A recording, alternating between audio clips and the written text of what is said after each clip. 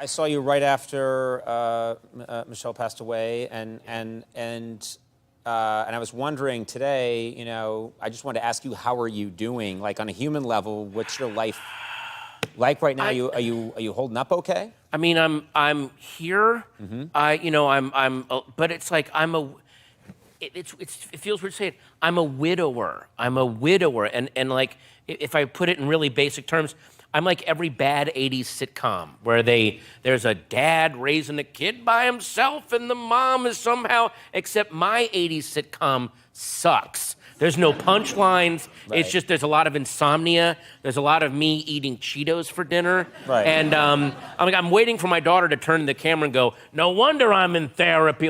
But that's not gonna, that moment's not going to come. You're right. You know, like she's handling it way better than I am, but you know, just the oh God, like having to and like having to tell her that her mom had passed away is the worst thing I can't imagine going through anything. Like when death comes for me, I'm gonna go like, yeah, whatever. I've had the worst. Go, you know, bring your stupid scythe in your hood, whatever.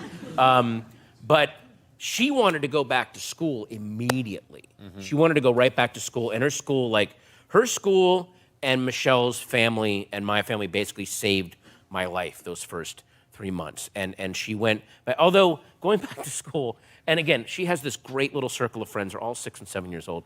But 6 and 7-year-olds, they don't have a filter. They have questions and they want to, so, you know, like literally 3 days after Michelle died, a little kid, one of her friends came up and was like, when Alice's mom died, were you sad? I was like, yes, I was, thank you. I don't know. Gonna try not to, and then you also, because I'm living in LA, you get weird glimpses of her friends, what their home lives might be like. Like one of her friends came up and was, this was at a play date weeks later, like, is Alice gonna have a stepmom? And I was like, I'm not really thinking about any of that right now. And it said, when my mom and dad stopped living together, I had a stepmom right away. And I was like, I bet you did.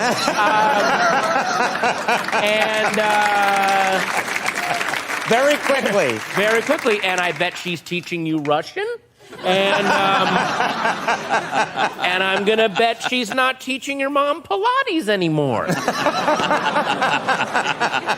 So there was that kind of. You've done some things. I know that you've taken your daughter on some trips to just sort of keep her moving and keep her. Is that true? 2 weeks after Michelle passed away was Mother's Day. Mm-hmm. And I was like, oh, dear God. So I talked to her school, and I said, I'm going to take her to Chicago. That's where all of Michelle's family lives. And they're awesome. It's like all of Alice's cousins and aunts and uncles, and they're just fun, cool people. And the school was like, that's a great idea. Take her away for that week, because that whole week we'll be talking about Mother's Day and that she's just not, you know. We went to Chicago. I filled the week with action and adventure and fun and cousins and sleepovers.